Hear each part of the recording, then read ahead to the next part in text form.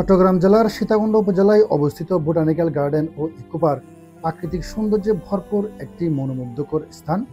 প্রায় ২০০ একর জায়গা জুড়ে বিস্তৃত এই উদ্যানটি ২০০০ সালে প্রতিষ্ঠিত হয় জীববৈচিত্র্য সংরক্ষণ, পরিবেশ শিক্ষা ও গবেষণার উদ্দেশ্যে।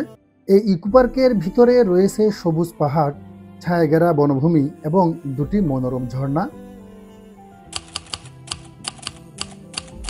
চট্টগ্রাম শহরের এখান থেকে যে কোনো গাড়িতে চলে আসবেন সীতাকুণ্ড থানার ফকিরহাটের ইকো পার্ক গেটে। ভাড়া পড়বে ৫০ টাকা। গাড়ি থেকে নেমে রাস্তা পার হয়ে সিএনজি, অটোরিকশা বা হেঁটে আপনারা চলে যাবেন সরাসরি টিকিট কাউন্টারে। টিকিট কাউন্টার থেকে জনপ্রতি ৫০ টাকা টিকিট কেটে প্রবেশ করবেন পার্কের ভিতরে প্রবেশের পর পার্কের মানচিত্রটা ভালো করে দেখে নেবেন। এতে পার্কের ভিতরে থাকা বিভিন্ন স্পট ও এর দূরত্ব সম্পর্কে আপনারা ধারণা পাবেন। এরপর আপনাদের চোখে পড়বে নজরুল ভাস্কর্য। এখানে নজরুল ভাস্কর্য স্থাপনের উদ্দেশ্য হলো কবি ১৯২৯ সালে এই পার্কে ভ্রমণ করেছিলেন। এই পার্কে আরও রয়েছে মোটু পাতলু পার্ক, যা এখানে ভ্রমণপ্রিয় বাচ্চাদের বিনোদনের প্রধান কেন্দ্রবিন্দু। এরপর এই পার্কের প্রধান আকর্ষণ যে দুটি ঝর্ণা রয়েছে ওগুলোর অভিমুখে যাত্রা করতে পারেন।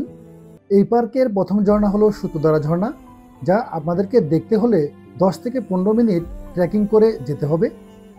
বৃষ্টির দিনে এই ঝর্ণাতে যাওয়ার সময় একটু সতর্ক থাকবেন, কারণ এই বৃষ্টিতে ঝিরিতে যে কোনো মুহূর্তে পানি বেড়ে যেতে পারে।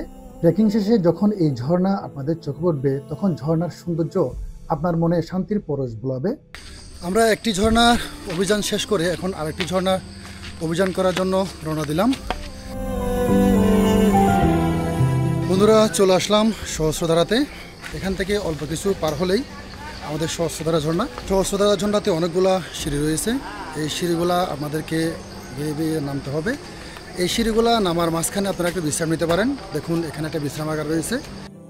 এই সহস্রধারা ঝর্ণায় প্রবাহিত জলরাশির সাথে চারপাশের সবুজ গাছপালা, পাহাড়ি পাথর আর সাদা ফেনার স্রোত এক মনোমুগ্ধকর দৃশ্য তৈরি করে। এই ঝর্ণার পাদদেশে তৈরি হয়েছে একটি পুকুর, যেখানে জল খেলা করে রোদের আলোয়, যা দেখতে লাগে অনেক ভালোই।